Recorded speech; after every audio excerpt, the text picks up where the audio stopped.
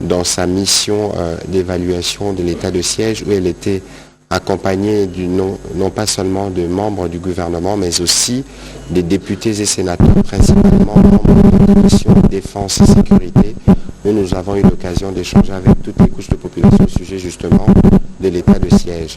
Mais avant de commencer cette édition du journal, cette édition plutôt du briefing, nous sommes dans la peine parce que vous avez suivi ce matin les décès de la journaliste Jemima Mogo de la télévision nationale, mais aussi les décès d'une des nôtres. En tout cas, elle participait régulièrement à ces exercices de redevabilité, Madame Medine Lianza. Nous allons nous tenir aux côtés de leur famille, Medine Diankunzu plutôt. Nous allons nous tenir aux côtés de leur famille pour exprimer notre solidarité. C'est ce que nous avions fait cet après-midi dès notre arrivée à l'hôpital du Cinquantenaire. Voilà pour cette page noire, et nous allons, comme dit tout à l'heure, nous tenir aux côtés de leurs familles respectives. Alors pour revenir au contenu du briefing de ce soir, comme je le disais, nous avons pendant 48 heures accompagné la première ministre chef du gouvernement dans les provinces sous état de siège, principalement les Nord Kivu et l'Ituri, où elle a eu l'occasion d'échanger avec toutes les couches sociales pour voir dans quelle mesure on peut donner suite à l'ordonnance présidentielle qui a été prise après la table ronde sur l'évaluation de l'état de siège. Nous étions à Bunia et c'est là qu'elle a achevé sa tournée, bien avant que nous puissions écouter à ces sujets le vice-premier ministre qui était au cœur de l'action, parce que vous savez que c'est le ministre de l'Intérieur qui supervise toutes ces questions. Je voudrais qu'on revienne sur ce qu'ont été le premier mot de la première ministre chef du gouvernement à son arrivée dans la province du Nord Kivu. C'était vendredi dernier. Comme vous le savez, l'année dernière, le président a pris une ordonnance avec des mesures d'atténuation par rapport à l'état de siège. C'est vrai que toutes les mesures d'application n'ont pas été mises en place, et donc c'était important pour nous de venir, de discuter avec les forces vives de la province et de pouvoir voir est-ce qu'il y a des éléments nouveaux pour voir comment on va assurer l'application de ces mesures-là ou aller un peu plus loin par rapport à ce qui avait déjà été prévu. Voilà, merci beaucoup Monsieur le vice-premier ministre d'avoir voulu nous associer à cet exercice de redevabilité. Je sais que vous êtes particulièrement chargé parce que très tôt demain, vous devez prendre l'avion pour Kalemi où vous organisez la conférence des gouverneurs, mais comme il est de coutume, nous avons tenu à faire cet exercice pour que vous puissiez fixer le cadre des discussions qui ont entouré cette évaluation de l'état de siège. Mais qu'est-ce qu'on peut déjà, pourquoi la première ministre a-t-elle décidé cette fois-ci de s'y rendre avec une si forte délégation, non seulement du gouvernement, mais des députés nationaux et des sénateurs, pour voir comment mettre en œuvre l'ordonnance présidentielle? Alors, merci à vous pour l'invitation, de donner cette occasion de nous exprimer et d'éclairer davantage l'opinion de nos concitoyens. Mes condoléances aussi à la corporation de la presse pour les deux illustres personnes qui nous ont quittés. Ce voyage est la suite d'une instruction que le président de la République avait faite à son Excellence Madame le Premier ministre chef du gouvernement au cours de la 17e réunion du Conseil des ministres. Et elle a son fondement dans le fait que les zones concernées par l'état de siège, la province du Nord Kivu se trouve encore dans une zone d'opération militaire. La province du Nord de l'Ituri aussi, malheureusement, se trouve aussi dans des activités opérationnelles avec la gestion des groupes tels que Codeco et Zaïre, mais aussi ADEF. Donc il faut se rappeler que c'était au cours du premier mandat, l'année passée, au lendemain de la table ronde qui avait convoquée par le président de la République, qui avait pour objectif d'évaluer l'état de siège, il avait été pris un certain nombre de recommandations au travers d'une ordonnance prise par le président de la République. Si je ne me trompe pas, c'était en août 2023. Il s'en est suivi par la suite principalement le processus électoral qui n'a pas permis dans la pratique la mise en application de toutes ces recommandations. Vu les circonstances sécuritaires que traversent toujours ces deux provinces, le président de la République a estimé qu'il était important que Madame le Premier ministre puisse faire une évaluation de la situation sur terrain pour se rassurer le gouvernement, que le gouvernement puisse rassurer le président de la République de la nécessité, de la manière par laquelle il devait aussi voir comment faire évoluer les allègements au niveau des mesures prises par l'état de siège. Ici, il faut aussi considérer le débat que le gouvernement a tous les 15 jours au niveau de l'Assemblée nationale pour proroger l'état de siège. L'assentiment aussi au niveau de ces deux provinces à travers les différentes forces vives qui arrivent aussi à s'exprimer et qui envoient des signaux divers au niveau des institutions, du gouvernement, du président de la République. Donc toute cette situation en termes de responsabilité a nécessité que Madame le Premier ministre descende sur les lieux. Et elle est descendue accompagnée d'une forte délégation extrêmement représentative, c'est-à-dire des membres du gouvernement. Si je ne me trompe pas, il y en avait 7, des ministères sectoriels concernés par la question, des membres de l'Assemblée nationale et du Sénat, principalement représentant la commission défense et sécurité, mais aussi d'autres commissions et sous-commissions concernés par la problématique, et des collaborateurs du président de la République, c'est-à-dire membres de son cabinet. Et cette mission est descendue dans les deux provinces et a pris le temps de rencontrer non seulement les responsables, parce que ce soit à Goma ou à Bunia, les activités ont commencé par un conseil de sécurité provincial élargi qui a permis à son Excellence Madame le Premier ministre d'avoir une vue d'ensemble sécuritaire sur la situation de ces deux provinces. Et par la suite, il y a eu des rencontres avec les différentes forces vives, c'est-à-dire les députés provinciaux, la société civile, les associations religieuses, culturelles. Et nous avons eu des réunions jusqu'à 3h, 4h du matin, que ce soit à Goma le premier jour et à Bunia le deuxième jour. Nous avons laissé certains élus nationaux sur place pour qu'à leur niveau aussi ils puissent continuer leurs consultations. Et Madame la Première ministre va convoquer ici à Kinshasa assez rapidement une réunion de mise au point qui va nous permettre de rassembler toutes ces informations. Et au sortir de cela, elle fera un rapport détaillé au président de la République qui prendra les dispositions d'allègement nécessaires selon les provinces, selon les territoires. Alors, Monsieur le Vice-Premier ministre, nous avons été dans le Nord Kivu, nous avons été dans l'Ituri. Dans les deux provinces, il y a l'état de siège évidemment, mais les réalités sont perçues différemment. On ne va pas anticiper sur ce que seront, en tout cas, ce que sera la réunion d'évaluation entre les députés et le gouvernement. Mais quelles sont les différences notables que vous avez pu noter, que ce soit dans le Nord Kivu ou dans l'Ituri, en fonction de l'état de siège? Ensuite, nous pourrons prendre les questions des professionnels des médias. Oui, bon, déjà les situations sécuritaires sont assez différentes dans les deux provinces. Au Nord Kivu, nous sommes en guerre, agressés par un pays connu. C'est vrai que dans la partie nord, il y a aussi la réalité des ADF. Dans l'Ituri, c'est beaucoup plus des groupes locaux, Zaïre, Codeco, mais il y a aussi une présence déjà identifiée des ADF Nalou.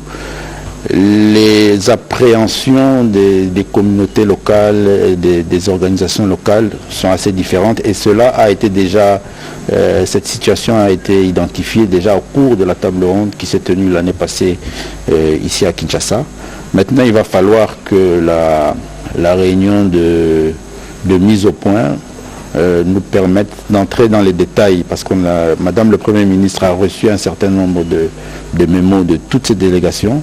Ce sont des mémos qu'il va falloir analyser, étudier dans les détails pour en sortir les informations les plus importantes qui permettront à ce que l'autorité puisse prendre une orientation sur les allègements et le processus qui va nous amener à sortir de cette situation d'exception. de toute évidence, au-delà des questions liées spécifiquement à l'état de siège ainsi que les mesures d'allègement envisagées, nous avons eu l'occasion de discuter aussi, en tout cas de la mise en œuvre des mesures d'allègement, notamment fiscaux, accordées aux opérateurs économiques de ces secteurs, parce qu'il était aussi question de soulager de ce côté-là. Merci, Monsieur le Vice-Premier ministre, pour les mots introductifs. À présent, nous allons commencer cet exercice de redevabilité avec des questions, notamment celle de M. Amédée Moirabou. Il sera suivi de M. Hugo Mabiala. On peut commencer par M. Hugo parce qu'Amédée n'est pas dans la salle. Ah, voilà.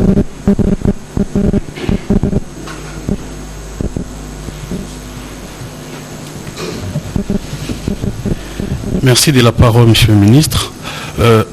Monsieur le VPM, vous venez de cette itinérance avec la Première ministre, mais celle-ci, en tout cas cette dernière, elle tombe à un moment où il y a un vif débat dans le pays à ce qui concerne la révision ou les changements de la Constitution. Alors, certains milieux politiques pensent que cette itinérance a été dictée par le fait que le gouvernement voudrait, à l'issue des conclusions de cette itinérance, lever l'état de siège pour enfin enclencher les processus de changement de la Constitution. Je ne sais pas ce que vous en pensez. En deuxième lieu, Excellence, vous avez assisté, la Première ministre, à toutes les réunions avec les différentes couches de ces deux provinces. Est-ce que vous confirmez que tout le monde, en tout cas toutes les couches sociales du Sud Kivu et du Nord Kivu comme de l'Ituri souhaitent la levée de l'état de siège? Je terminerai par une question d'actualité. Le ministre de la Communication et Médias en a fait allusion au début de ce briefing. C'est notre consoeur Jemima qui a été tué par les Kuluna. Alors, Excellence, j'ai envie de vous poser cette question, savoir puisque finalement on voit comme si on commence à s'accommoder à ce phénomène Kuluna. Si bien qu'on ne voit aucune mesure efficace contre ce phénomène.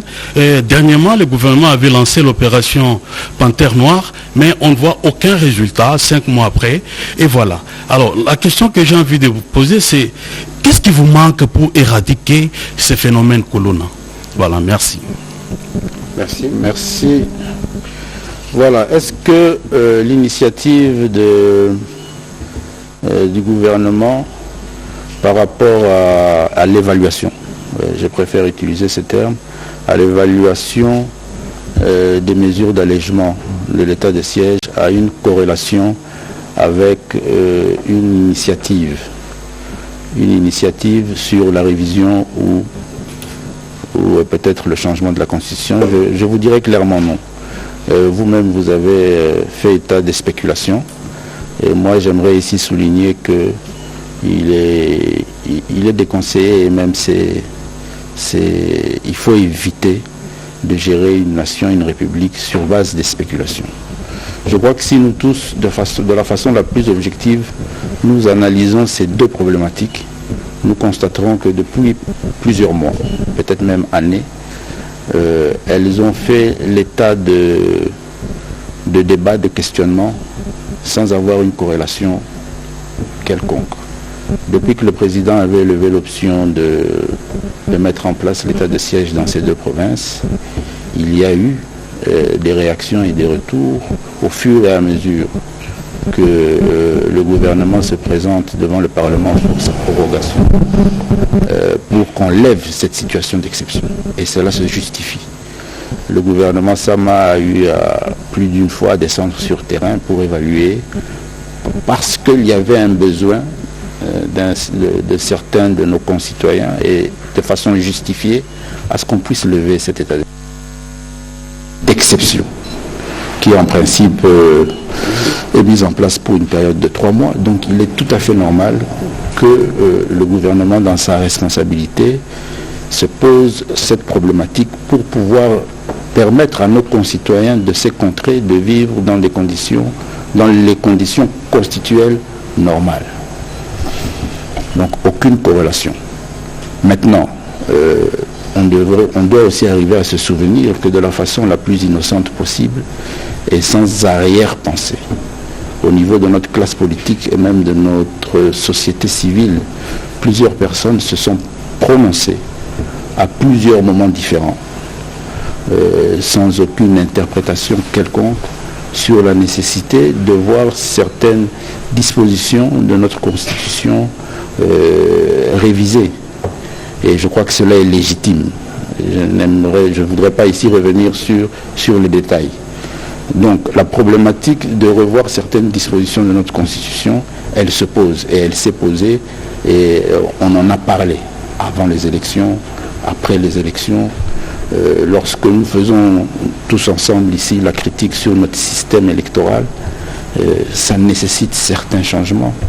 Lorsque nous faisons la critique sur la décentralisation, ça nécessite aussi à toucher la Constitution. Donc, sincèrement, en ce qui nous concerne, en ce qui concerne le gouvernement de la République, il n'y a aucune corrélation. Mais il y a des besoins. Il y a des appels de notre population qui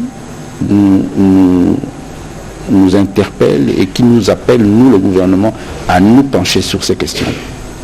L'évaluation de cette situation d'exception sur laquelle ces deux provinces sont organisées aujourd'hui, il faut qu'on évalue, il faut qu'on arrive à voir comment leur permettre de retrouver une vie constitutionnelle normale et le besoin de réformer pour améliorer le fonctionnement et la gestion de notre pays. Donc, en toute sincérité, voilà la façon dans laquelle la chose se présente.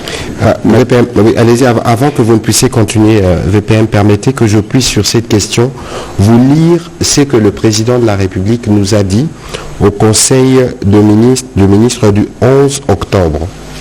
Le 11 octobre 2024, il n'était même pas encore question du meeting de Kisangani où le président de la République a parlé au sujet de la Constitution. Le président de la République demandait à la première ministre à engager à nouveau le gouvernement dans l'évaluation et la mise en œuvre complète des mesures d'assouplissement édictées et par conséquent assurer la scolarité des enfants et créer un environnement favorable au développement économique et à l'entrepreneuriat en mettant en exergue des mesures d'assouplissement fiscal déjà prises consécutivement à l'option levée lors de la 7e réunion du Conseil des ministres du 26 juillet 2024 de soutenir les entreprises opérant dans les provinces sous état de siège. Et un rapport était attendu à ces propos. Donc il n'y a vraiment pas de corrélation, comme le vice-premier ministre le disait tout à l'heure, entre ces sujets et la mission qui est dans l'ordre normal de choses suivant les orientations du président de la République que je venais de rappeler tout à l'heure. Vous pouvez continuer, oui, monsieur le merci. ministre. Alors concernant l'expression des différentes couches que nous avons rencontrées, je ne sais pas quelle est votre source, mais moi j'ai assisté à toutes les audiences. C'est vrai que nous allons prendre le temps d'analyser, de faire la réunion de mise au point pour analyser les différents mémos que nous avons reçus, mais je peux vous dire d'emblée de ce que moi j'ai auditionné. En assistant Madame le Premier ministre, j'ai auditionné des opinions de couches significatives, par exemple comme l'association des chefs coutumiers, qui ne sollicitent pas une levée immédiate de l'état de siège pour la simple et unique raison qu'elles estiment que leurs contrées sont des zones de guerre opérationnelle et que la situation sécuritaire de leur contrée ne devrait pas permettre à ce que du jour au lendemain on puisse sortir de cette situation d'exception qui donne le pouvoir à notre armée de la gestion de leur contrée. Donc l'information que vous avez sur cette question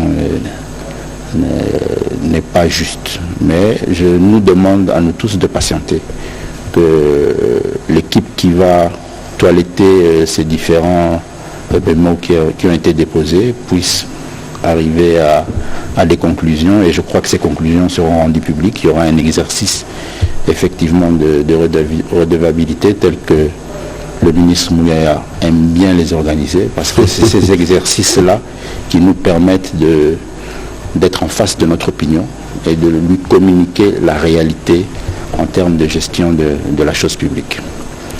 Alors, sur le phénomène Koulouna, aucun résultat? Non, il n'y a pas aucun résultat. Les initiatives sont là. C'est un phénomène social qui touche à la justice, qui nécessite la mise en place, d'abord la prise de décision, et puis qui nécessite que ces décisions suivent un processus pour atteindre des résultats. Au-delà de cela, il faut arriver aussi à réaliser que aujourd'hui, dans la plupart des grandes villes du monde, que ce soit du monde du sud ou du nord de la planète Terre, la gestion du banditisme urbain est une problématique mondiale. Mais ici, en République démocratique du Congo, votre gouvernement a pris un certain nombre d'initiatives qui sont en cours de gestion. Nous avons au niveau de la police nationale des directives dans les différentes grandes villes.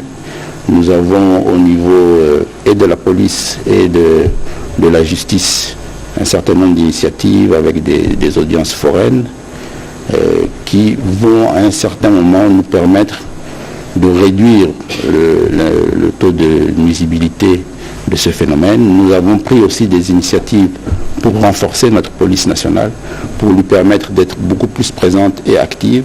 Et tout cela, je crois que ça va nous permettre de mieux gérer. Mais il y a aussi d'autres initiatives prises par le gouvernement de la République dans d'autres secteurs, parce que c'est des faits sociaux qui ont amené à ce que notre jeunesse désœuvrée puisse se comporter de la sorte. Il y a un des piliers les plus importants de notre gouvernement qui va dans le sens de la création d'emplois. Il y a un autre pilier qui va dans l'éducation et l'encadrement de la jeunesse. Et toute cette politique va nous amener à réduire cette nuisibilité, à la gérer. Mais en attendant, on est tous ensemble en train de faire ce travail. Sur cette question spécifiquement, nous avons eu l'occasion d'aborder les sujets lorsque nous atterrissions en apprenant la nouvelle. En informant la Première ministre, il y avait évidemment le vice-premier ministre, ministre de l'Intérieur, ainsi que le ministre d'État, ministre de la Justice. Donc des enquêtes ont déjà été diligentées parce que ça s'est passé dans cet axe autour du camp Kokolo. Peut-être que le vice-premier ministre ne l'a pas rappelé, mais plusieurs fois il nous a dit en conseil qu'il y avait évidemment des mesures, notamment de chambres foraines. Au-delà du fait qu'il faut répondre à la problématique de l'emploi de jeunes et tout ce qui est autour, mais tout ce qui constitue des actes de criminalité sont sévèrement sanctionnés, et on fait des chambres foraines justement pour montrer l'exemple de la dissuasion qui doit caractériser tous ceux qui pensent qu'ils peuvent agir par la violence de cette manière. Nous espérons que justement les enquêteurs qui sont déjà en train de fouiner sur le sujet pourront mettre la main sur les auteurs de ces crimes et qui pourront répondre devant la loi. Effectivement, pour ajouter, la semaine passée par exemple, la police nationale congolaise, ville de Kinshasa, a organisé des bouclages dans différents quartiers.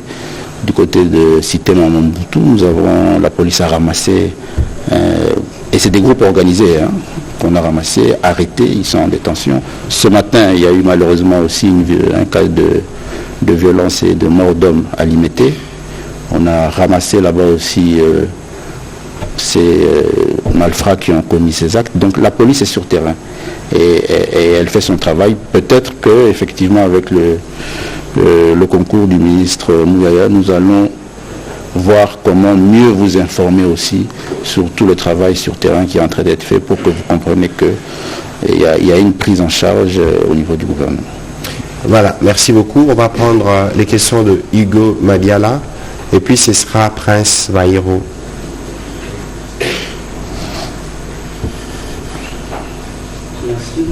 Messieurs les ministres, ma question s'adresse au VPM.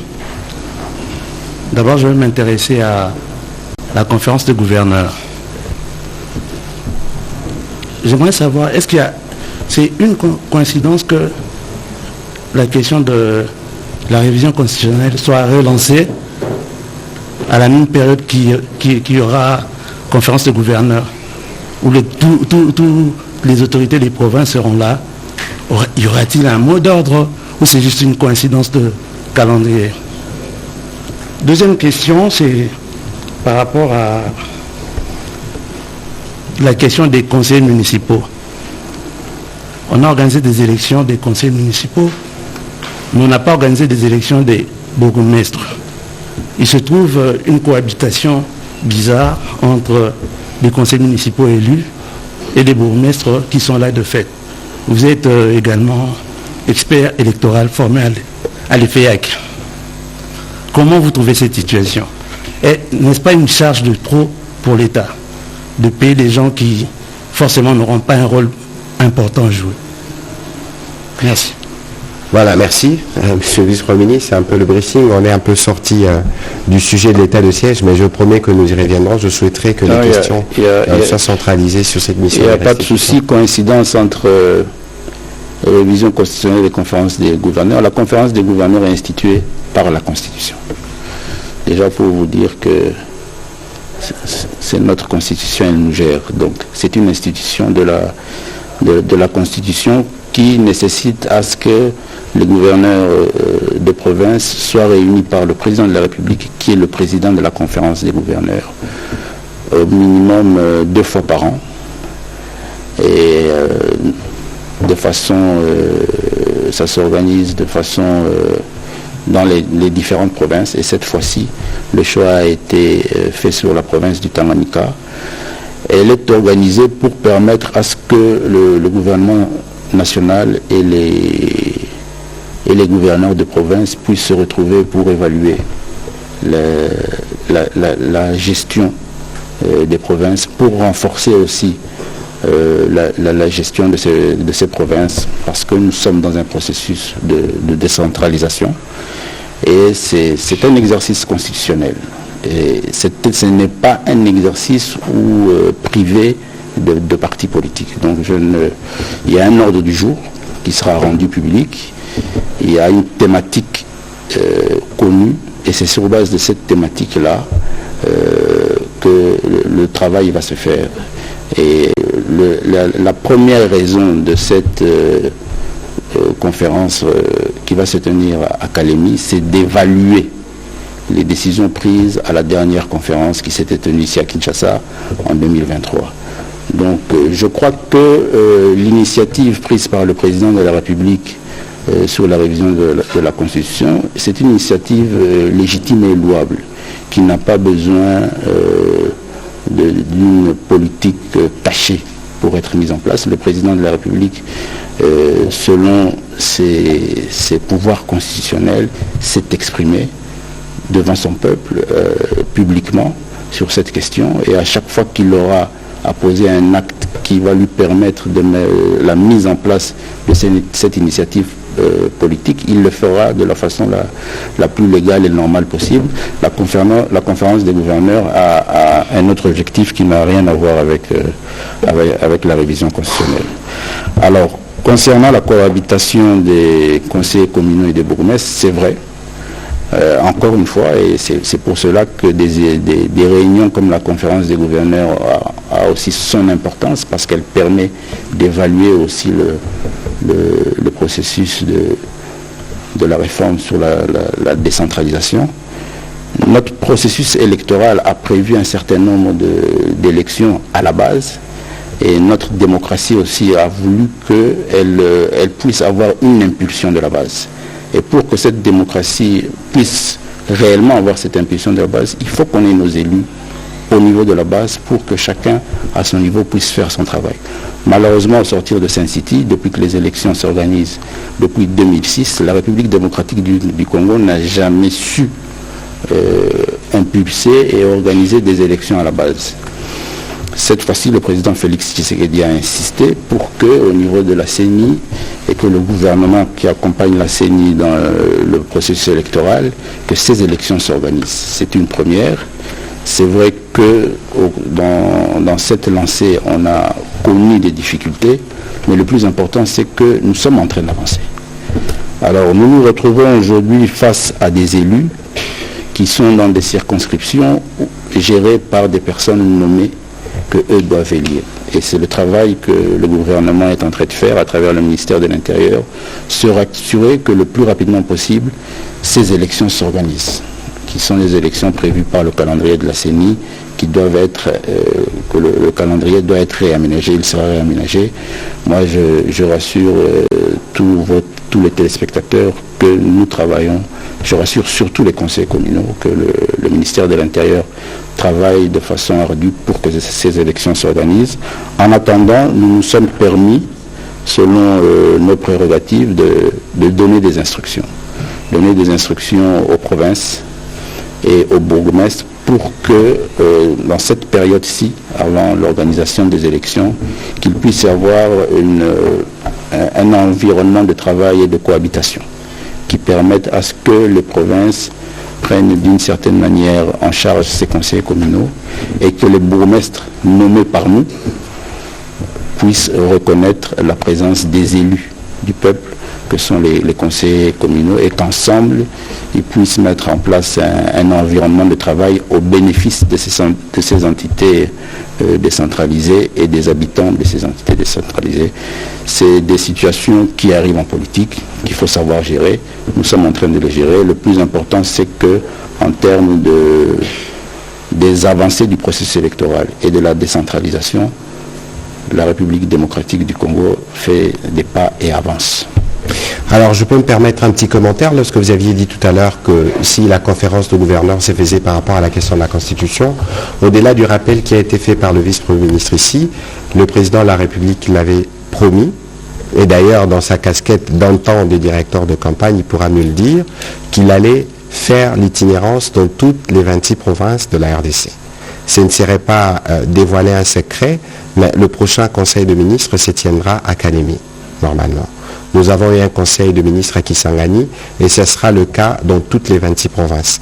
Ça nous permet non seulement de mieux suivre ou d'être présent aux côtés de compatriotes de cette partie du pays avec le président de la République, mais c'est aussi un moyen de montrer justement que l'action du gouvernement ne s'arrête pas qu'à Kinshasa, comme certains peuvent le penser, et que chaque fois que le gouvernement ou que le président de la République arrive dans une province, il déplace, comme j'aime parfois le dire, la capitale.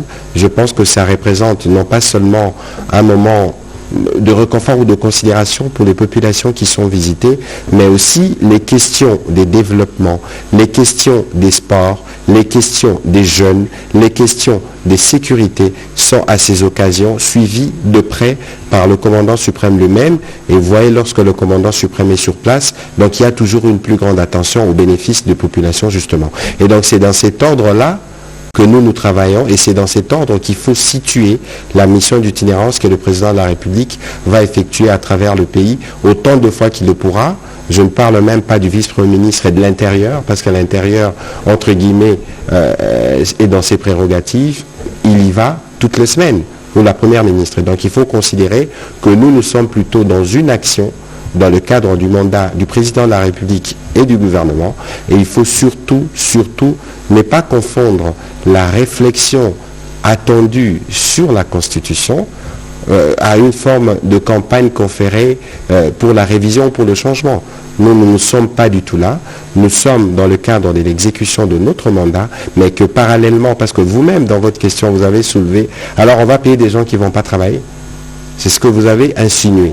Mais justement, ce sera l'occasion, à travers ces réflexions, de nous poser la question par rapport à toutes ces questions de décentralisation, de déconcentration, où il y a effectivement des difficultés, où on a élu des gens mais qui ne sont pas encore installés. C'est une réflexion qui nous permettra d'aiguiller l'avenir. Donc voilà un peu ce qu'on pouvait dire à ces sujets comme complément. On va passer le micro à M. Patrick Lacoué pour ces questions. Il sera suivi par M. Liévin de Zolo. Ah, après Smaïro plutôt. Allez-y s'il vous plaît.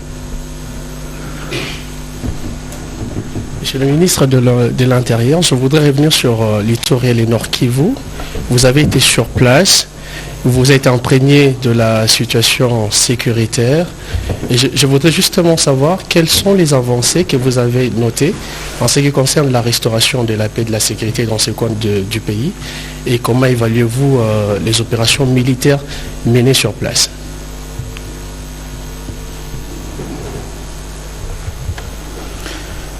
Avancée sécuritaire, oui, bon, nous avons 2 provinces, 2 théâtres différents, comme je l'ai dit tout à l'heure. C'est vrai qu'il y a beaucoup plus d'avancées sécuritaires au niveau de la province de l'Ituri, et même dans le débriefing que nous a fait le gouverneur de cette province, ça a été suffisamment observé, et il a été d'ailleurs assez ouvert à cette initiative et à ce processus d'allègement du dispositif de l'état de siège. La province du Nord Kivu, malheureusement la situation n'est pas la même. Je crois que c'est assez visible. C'est assez visible pour tout œil qui sait voir. Maintenant, de ce côté-là, le gouvernement est sur différents tableaux diplomatiques, un tableau aussi militaire avec le renforcement de notre puissance de feu et organisationnelle. Et la mission que Madame le Premier ministre vient d'effectuer a permis aussi, à travers la rencontre des différentes couches qu'elle a pu recevoir, de rassembler un certain nombre d'informations. Et je suis convaincu que le rapport qui sera fait au chef de l'État, commandant suprême des forces armées, va permettre à ce que, effectivement, là où il y a des difficultés, des dispositions utiles puissent être prises, et que s'il faut arriver à prendre des décisions d'allègement, elles puissent considérer aussi toutes ces informations en termes du niveau de sécurité des différentes entités décentralisées. Voilà, merci. On va prendre la question de M. Patrick Lacoué. Merci, Monsieur le ministre. Monsieur le vice-premier ministre, d'entrée de jeu, qu'est-ce qui a poussé la mission de la Première ministre? Est-ce qu'il y a eu, de la dernière évaluation de l'état de siège, quelque chose qui a fait que la Première ministre puisse vite aller prendre des nouvelles de ces points? Je suis désolé, la Première ministre n'est pas vite allée. Je vous ai rappelé tout à l'heure, dans le compte rendu du Conseil des ministres du 11 octobre, ce que le président de la République nous a recommandé.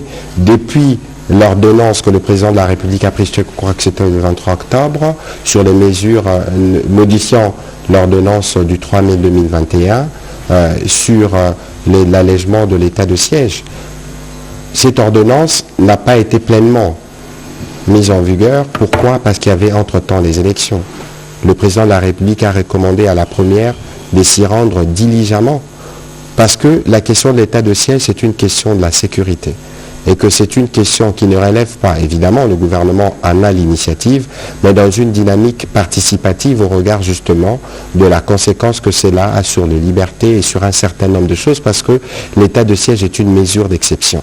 C'est dans cet ordre-là, et parce que l'Assemblée nationale, vous suivez tous les 15 jours, renouvelle l'état de siège, il était important, dans le cadre de la collaboration institutionnelle sur une question de cette nature, de se rendre sur place, écouter de manière transparente toutes les couches sociales. Lorsque j'ai dit toutes les couches sociales, ça veut dire que toutes les voix, que ce soit en Ituri, que ce soit dans le Nord Kivu, ont été entendues.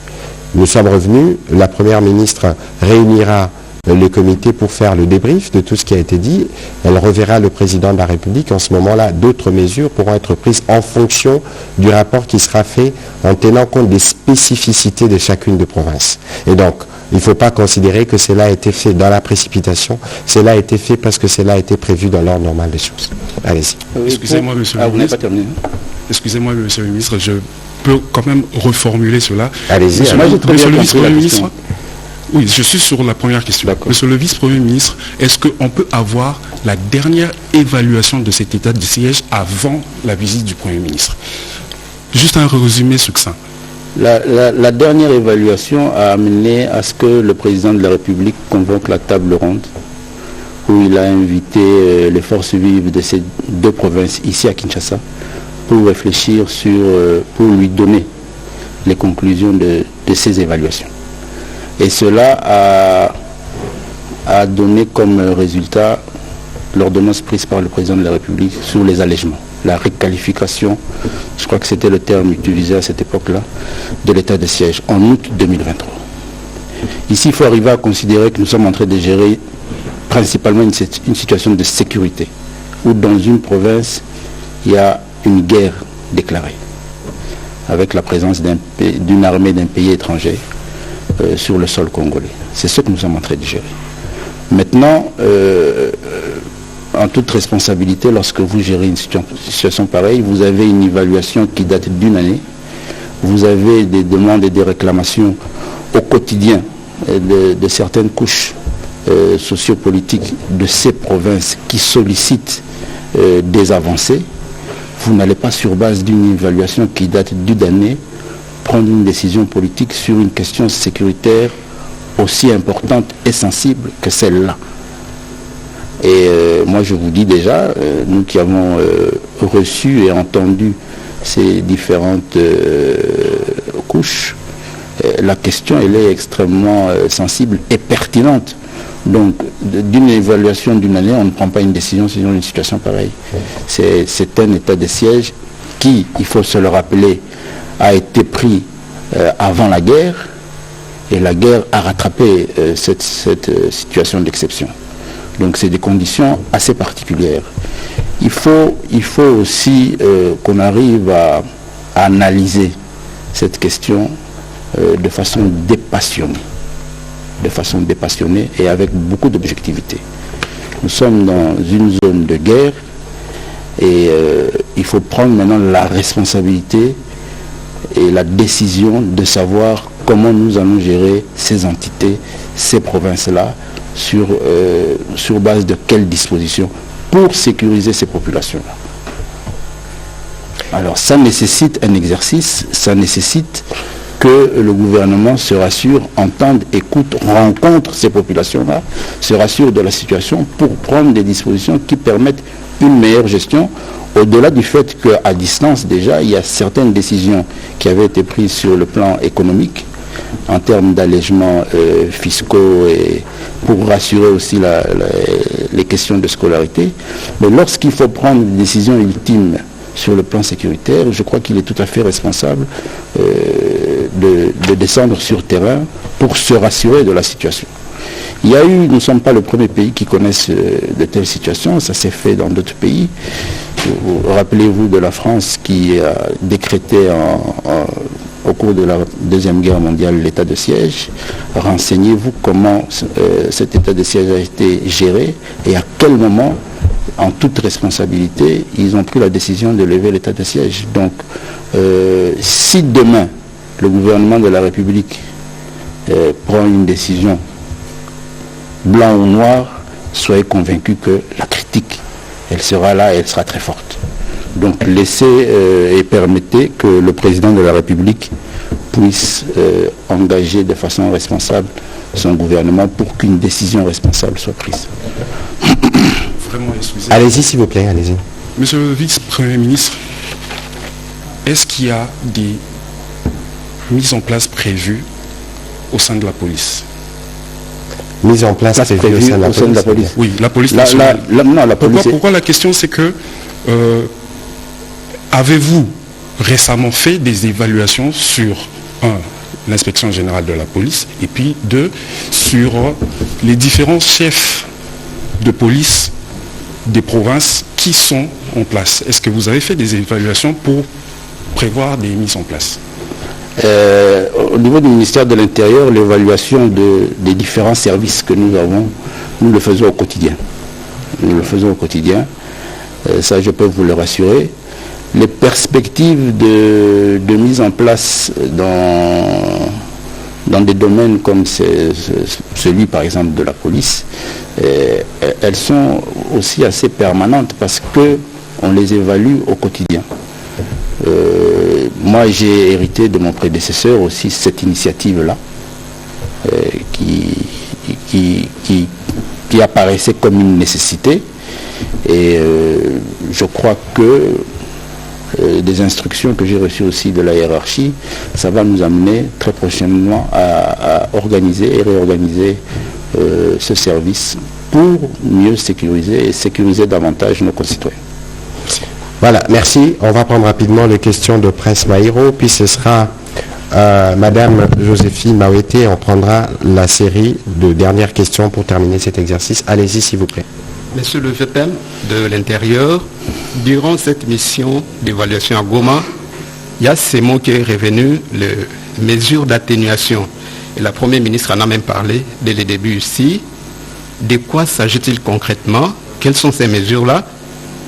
Excellence Mouya a déjà parlé des mesures fiscales, mais vous pouvez nous en dire plus. Et pendant combien de temps vont-elles s'appliquer? L'autre question, c'est pour le ministre de la Communication. Excellence, c'est une observation de la part de la communauté des personnes sourdes, qui sont des personnes vivant avec handicap en RDC. Elles se disent abandonnées. Elles disent qu'il n'y a pas de changement de narratif dans leur secteur. Elles veulent bien suivre les briefings en direct, mais il n'y a pas d'interprète en langue des signes. Qu'est-ce que vous pouvez leur dire? Merci pour l'observation. Nous avions déjà commencé des conversations à ces propos avec la ministre déléguée, Irène Sambo. Nous allons la relancer pour nous assurer que ce qui s'est fait déjà pour le journal de la télévision nationale, ce ne passe pas seulement pour le briefing, mais que ça se fasse aussi pour toutes les grandes émissions, parce que nous avons besoin de cette inclusion. Et vous savez qu'avec le président de la République, on a fait des pas majeurs pour ce qui concerne la situation de personnes vivant avec handicap, notamment la loi et d'autres d'ailleurs mesures qui vont avec. Et donc nous aurons l'occasion de le faire, d'autant plus que le 3 décembre prochain, la ministre déléguée l'a annoncé au dernier Conseil de ministres, c'est la journée consacrée aux personnes vivant avec handicap. Nous nous assurerons que nous donnons la visibilité qu'il faut à cette activité et qu'ils puissent eux aussi, comme nous tous, avoir accès à l'information. Merci de le rappeler. Voilà, en termes de mesures d'atténuation, oui, effectivement, il y a les mesures économiques et sociales prises par le gouvernement lors du, je crois que c'était au 11e Conseil des ministres, si je ne me trompe pas. Et il y a des mesures politiques et judiciaires. Les mesures judiciaires avaient été prises par l'ordonnance du président de la République. Il a été demandé à la mission de Madame le Premier ministre de les évaluer, de savoir si les juridictions civiles ont repris leurs prérogatives dans les différentes juridictions, ce qui a été acté d'une certaine manière. Il y a les mesures politiques, c'est la gestion des entités par une administration civile. Parce que jusqu'à présent, l'administration policière et militaire est restée en place. Et c'est ce que nous avons évalué au cours des différents échanges. Maintenant, il y a eu d'autres demandes. Il y a eu d'autres demandes qui ont été faites par certaines couches à travers certains échanges. C'est par exemple la situation des assemblées provinciales, la réactivation des assemblées provinciales, leur redonner un certain nombre de leurs prérogatives pendant l'effectivité de l'état de siège. C'est des réflexions sur lesquelles les échanges ont tourné et je crois que l'équipe qui va analyser et condenser tous ces mémos vont aussi faire ressortir des directives et l'autorité va décider. Voilà, merci. On va prendre la dernière série de questions, après évidemment celle de Madame Joséphine. Ce sera Dostin Loangue, Martin Moudimbi et Dandy Ilunga. Allez-y, Madame, s'il vous plaît. Monsieur le vice-premier ministre, vous revenez de Goma pour les questions liées à la sécurité. Mais à Kinshasa, l'insécurité sévit très bien. Y a-t-il un plan? Quel est votre plan pour mettre fin au banditisme urbain qui perdure, le phénomène Koulouna qui Mais je crois que, Madame, excusez-moi de vous interrompre, nous sommes sur le sujet état de siège. Je pense que sur ces sujets, le vice-premier ministre y a abondamment répondu à la première question. Peut-être faudrait-il, Monsieur le vice-premier ministre, les répéter à haute voix, ce que vous faites par rapport justement à la lutte contre le banditisme urbain. Je vais revenir subsidiairement. Allez-y, s'il vous plaît. Alors, ma question sur l'état des sièges est celle-ci. Il y a quelques jours, durant le mois de novembre, le ministre des Affaires étrangères du Rwanda, qui est arrivé au sol congolais, et cela avait carrément créé plusieurs débats sur la toile. Est-ce que la RDC, sur le plan sécuritaire, est en train de mettre de pont pour la négociation avec le Rwanda en ce moment? Bon, je crois que sur cette question, il faut remettre les choses dans leur contexte. Il ne faut pas oublier que nous sommes effectivement en discussion avec les Rwandais. Je crois que demain, notre collègue des Affaires étrangères se rendra à Luanda dans le cadre de pourparlers qui s'y déroulent. Et dans le cadre de ces pourparlers, il y a des activités qui étaient prévues, notamment l'installation des officiers dans le cadre de mécanismes conjoints de vérification. Je pense qu'il doit y avoir 3 Congolais, 3 Rwandais et 18 Angolais. Et que l'activité qui s'est passée à Goma s'inscrivait justement dans le cadre de ce qui est prévu par rapport au Luanda. Donc je ne pense pas que c'est une question qui suscite, c'est un sujet qui suscite des questions particulières. Et même s'il y a des questions, nous avons déjà prévu d'organiser avec la ministre d'État, ministre des Affaires étrangères, le moment venu à un briefing où elle reviendra sur les différentes évolutions des discussions qui se font autour du médiateur angolais. Vous serez évidemment invité, vous aurez l'occasion de reposer la question. Voilà, donc en ce qui me concerne, par rapport à la sécurisation de la ville de Kinshasa, madame, je l'ai dit ici tout à l'heure, nous avons un certain nombre d'initiatives, mais je vais revenir sur... Je vais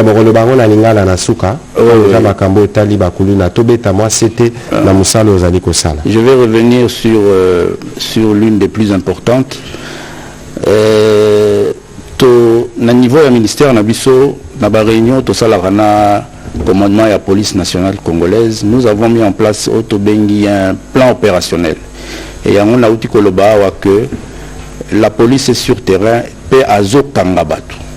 Semaine passée, nakanisi bandeko bavandaka na Mongafula na côté à quartier à Matadimayo, maman mutu ba monaki bouclage de police à Salaki, kendaki na bazamba kuna musika kokanga bakuluna obaza en bande organisée.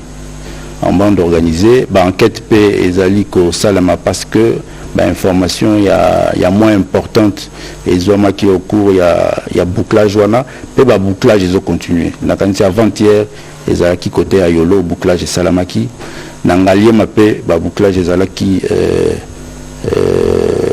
week-end oyo lelo na tongo na limité pe bakangi groupe bakuluna oyo malheureusement bayaki ko bomande kona biso moko. Donc police azosala musala nae.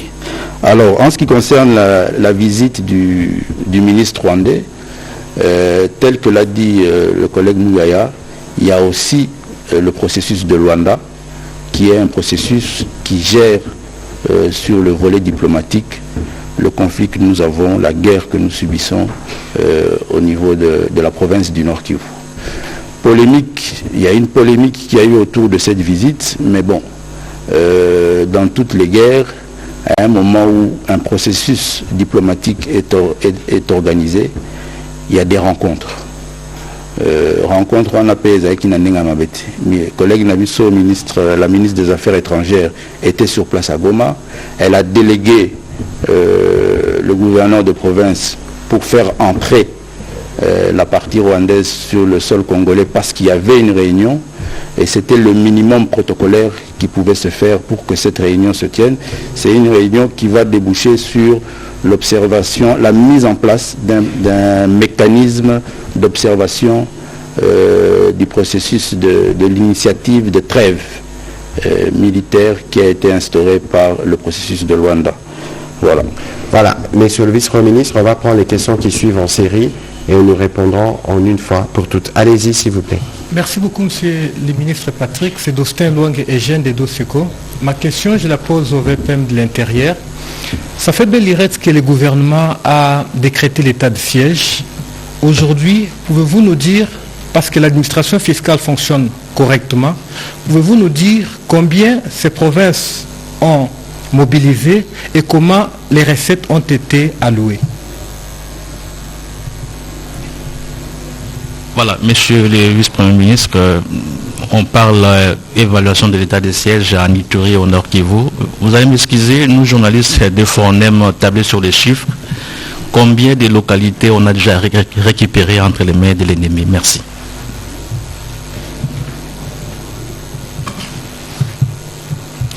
Merci beaucoup, Monsieur le ministre, pour la question, pour la parole plutôt. La première question est celle s'adresse au VPM de l'Intérieur.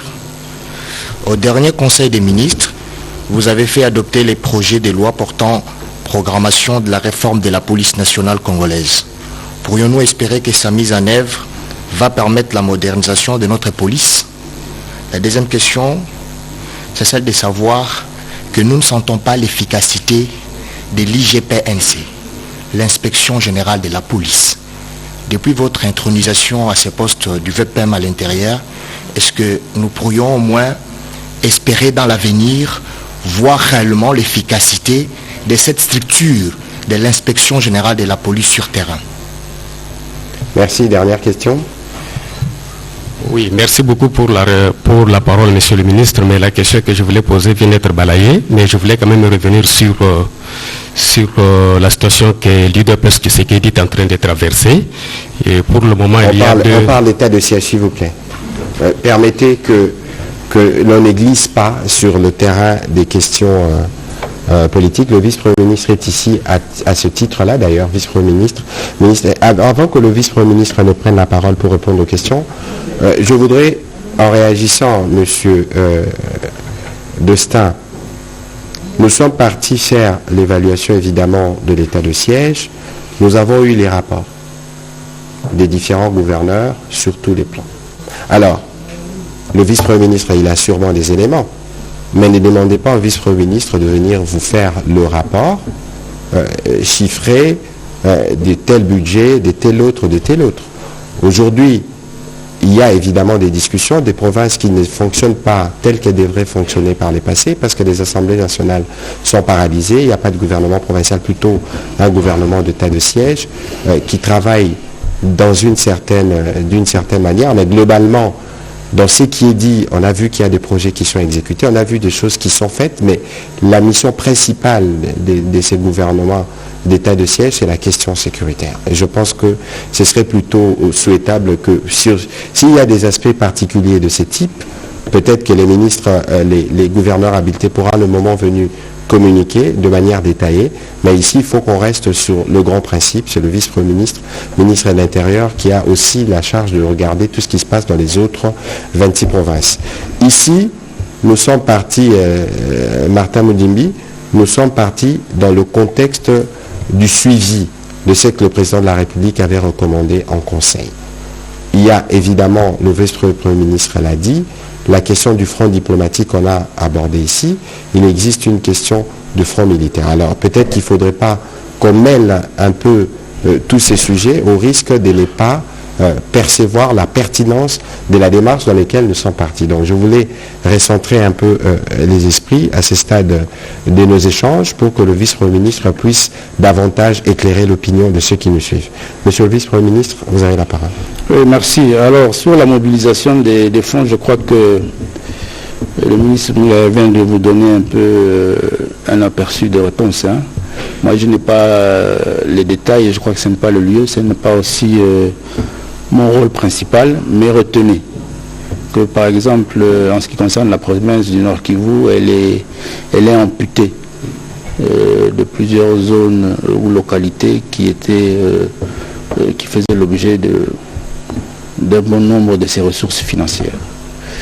Mais c'est vrai qu'au-delà de cela, il est assez visible de voir que certains travaux d'aménagement, et ça nous l'avons reçu lors des différents rapports que les gouverneurs nous font, que ce soit dans le nord ou la province, le nord Kivu, ou la province de l'Ituri, il y a certains travaux d'aménagement qui se font par rapport à cela.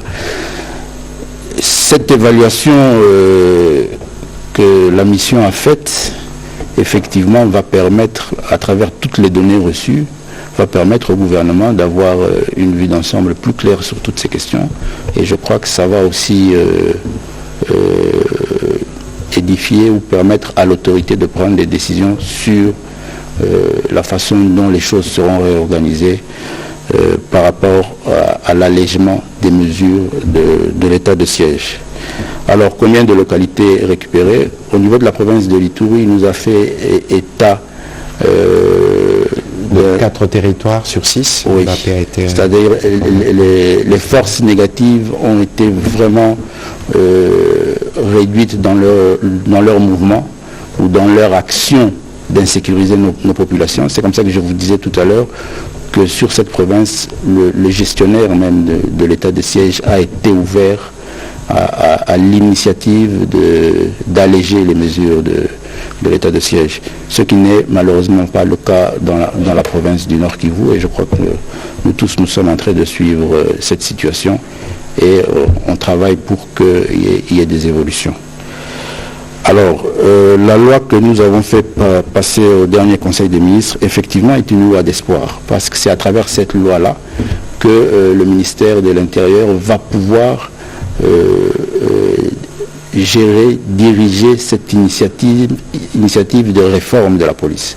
C'est à travers cette loi-là que nous allons mettre en place notre politique de recrutement, parce qu'il y a effectivement un besoin de recrutement au niveau de la police nationale.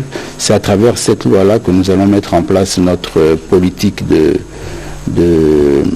du besoin en termes de matériel, même si je crois que vous le constatez, il faut en parler. Il y a déjà un certain nombre d'actes qui sont posés pour permettre à la police de travailler dans des meilleures conditions. C'est à travers cette loi-là que nous allons améliorer les conditions de travail de notre police pour lui permettre de mieux fonctionner, et même sa réorganisation, parce que la réforme de la police vise aussi la réorganisation de cette institution qui a pour rôle de sécuriser notre population et son territoire. Alors vous avez parlé de l'inspection générale de la police, mais je ne sais pas si avant ou quand est-ce que la dernière fois que vous avez fait état de sanctions au sein de la police nationale. Aujourd'hui, je crois que les Congolais, les Kinois ont vu la police s'auto-sanctionner. Aujourd'hui, on voit au niveau de la police, même dans les audiences foraines, des arrestations et des condamnations des éléments de la police qui posent des actes répréhensibles. Et tout ça, c'est cette impulsion que nous mettons, que le ministère de l'Intérieur met et fait pression sur cette institution de l'inspection pour qu'elle joue réellement son rôle. Elle est en train de le jouer. Nous sommes en train aussi de les évaluer au jour le jour, et je crois que c'est ça, cette discipline et le rôle qui est celui de l'inspection, qui va faire en sorte à ce que nous ayons une police qui sert mieux ses concitoyens. Hier, il était difficile de voir un commissaire provincial, un commandant d'une unité de police aussi importante, être sanctionné. Et aujourd'hui, c'est possible et ça va continuer à se faire. Les 3 policiers qui ont malheureusement malmené l'honorable Délice Sangha, ils sont recherchés, ils sont en fuite. Peut-être parce qu'on n'en a pas parlé, on n'a pas eu l'occasion d'en parler. Mais ils sont recherchés par la police, ils sont en fuite. Et il y en a d'autres. Et c'est cette impulsion que nous mettons, nous, au niveau du ministère, sur l'inspection, pour qu'elle joue son rôle, que la police nationale puisse arriver à avoir ce mécanisme et cette pratique de s'auto-sanctionner, s'auto-censurer, pour qu'elle soit une police exemplaire. Il y avait une question sur l'UDPS, on ne vous a pas permis de la poser. Comprenez qu'aujourd'hui je suis membre du gouvernement et il y a une certaine distance vu les dispositions constitutionnelles. Donc on trouvera un autre cadre pour parler de notre cher parti. Merci. Alors, Monsieur le Vice-Premier ministre, on va terminer cet exercice. Nous savons que vous allez dès demain à Kalemi, mais on a vu, Monsieur le Vice-Premier ministre, des documents circuler, vous attribuant 150 membres de votre cabinet qui vous accompagnent à Kalemi. Oui, bon, ça ce sont les effets des réseaux sociaux qui permettent à ce que on vous arrache, à vous les professionnels de la communication, le rôle d'informer l'opinion. Je l'ai dit tout à l'heure que la conférence des gouverneurs est instituée par notre constitution. C'est une institution qui concerne son président, le président de la conférence des gouverneurs, c'est-à-dire le président de la République, le gouvernement, le Premier ministre, le gouvernement à travers certains ministères sectoriels, dont principalement le ministre de l'Intérieur et les 26 provinces de la République démocratique du Congo.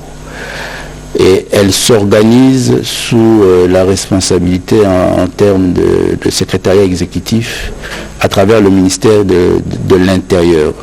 C'est ce qui nous a donné le devoir et la responsabilité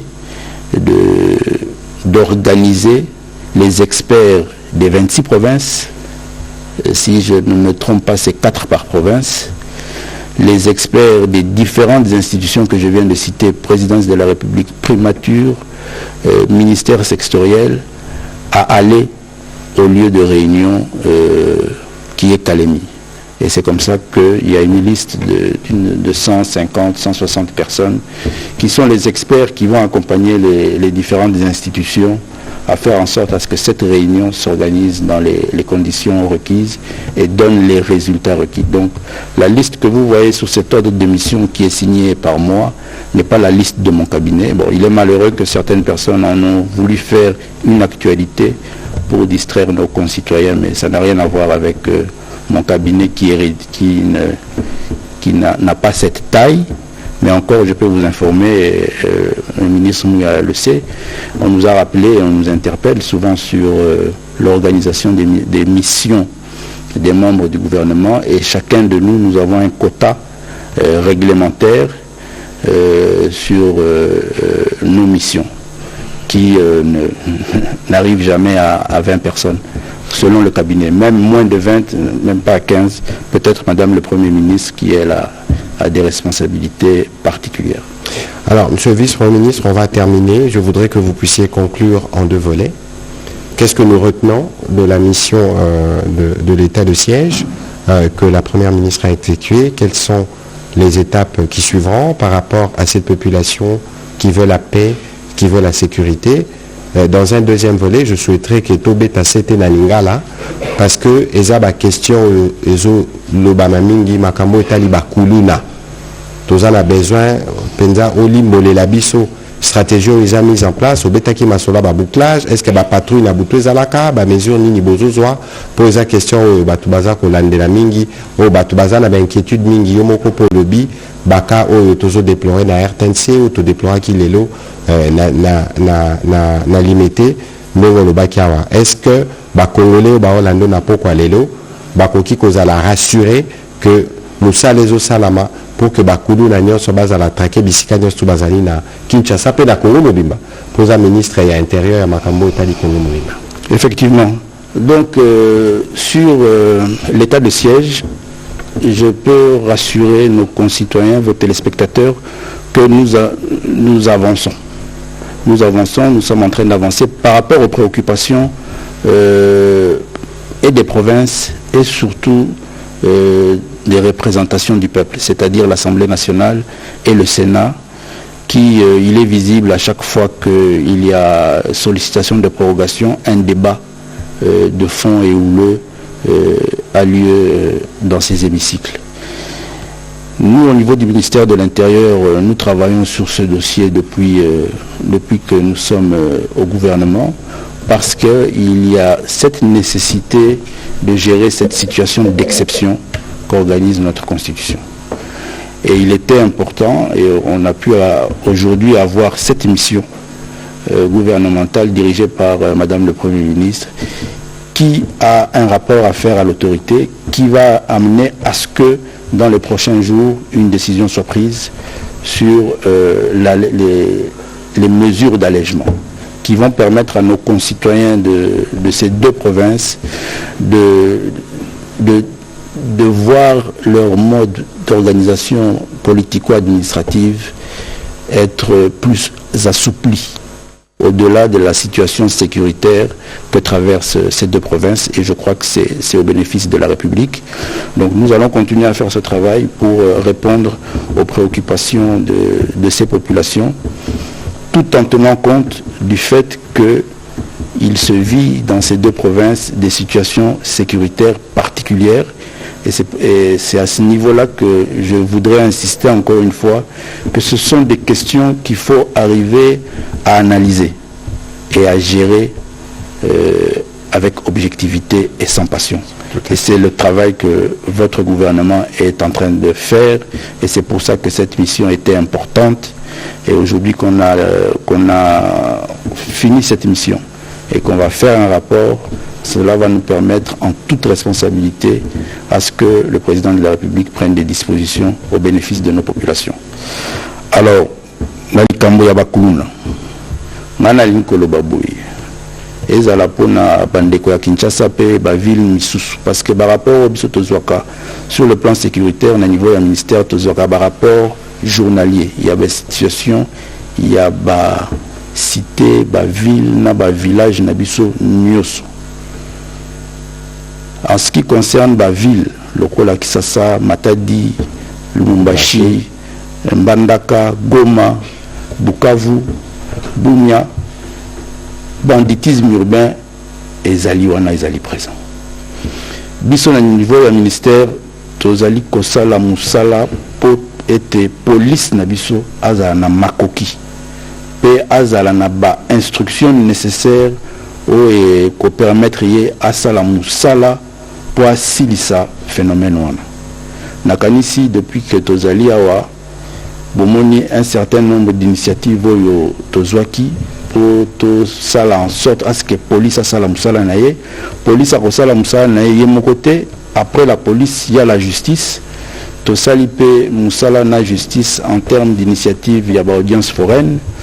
Vous allez rassurer nakanisi to ko multiplier na niveau de communication pour être population na biso ayeba musala nini police azosala ba arrestation ezosalama justice pe azosala musala naye mais toko renforcer davantage musala ya police avec la nouvelle loi toko présenter kalamingité j'espère avant fin de session na niveau du parlement pour que le gouvernement de la République a kokakopé sa police na biso makoki.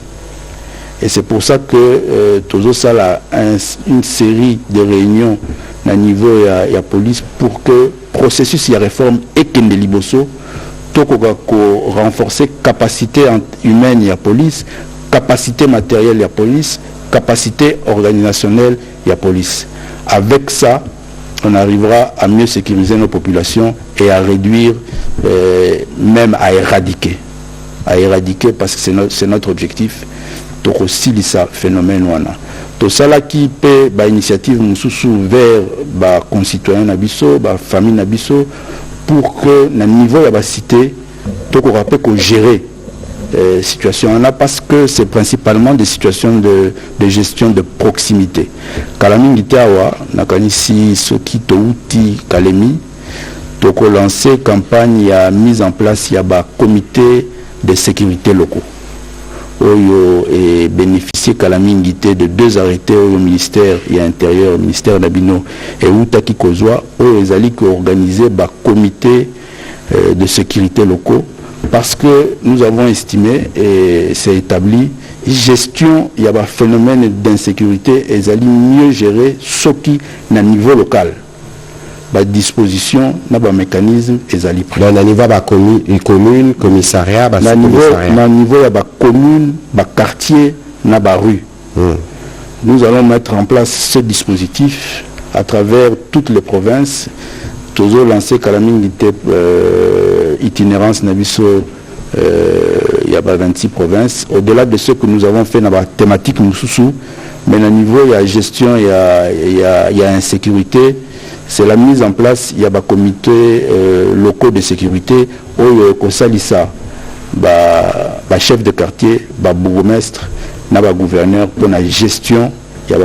Parce que phénomène, il y a banditisme urbain, il y a quartier de insécurisé, il y a quartier.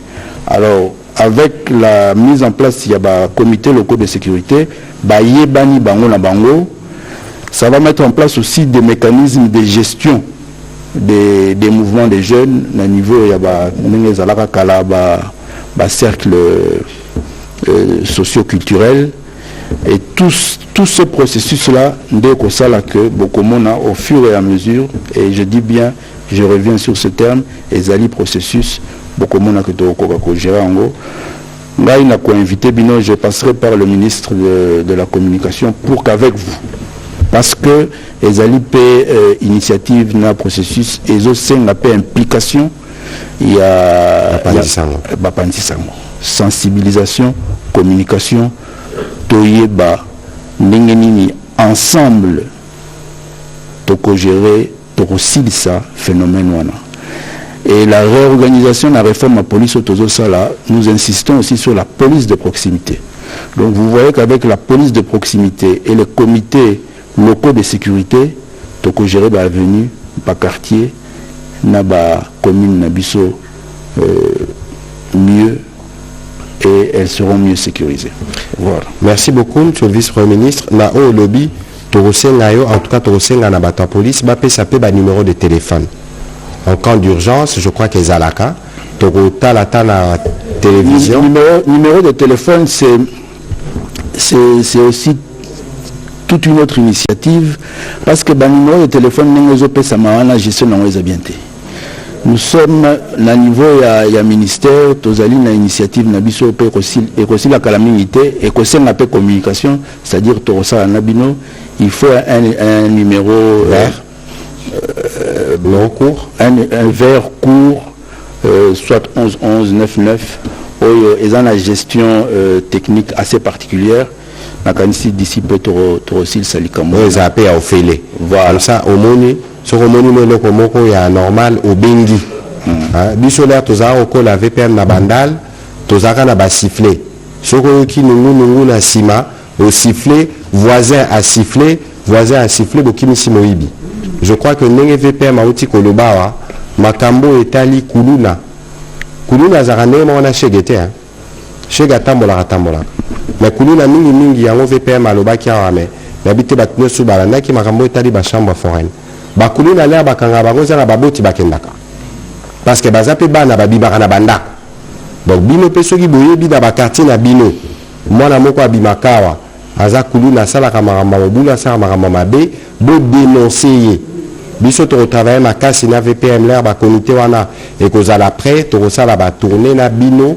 Pona bani bano nyonso bazocha ba mobulu na ba balabala bakangama ba juger bango bako taper boloko nde bongo tokota malembe biso nyonso toko concourir na sécurité parce que sécurité ndenge mokonzi auti kolobawa ce n'est pas simplement une question ya police na bakonza mboka na sécurité batu nyonso bazalaka impliqué na oyo VPM alobaki sur l'état de siège. Je crois que la volonté ici est claire. Le président de la République, après la table ronde, avait déjà donné des indications. Batounios, je crois, à l'unanimité, ils avaient souhaité que, et ça de manière progressive.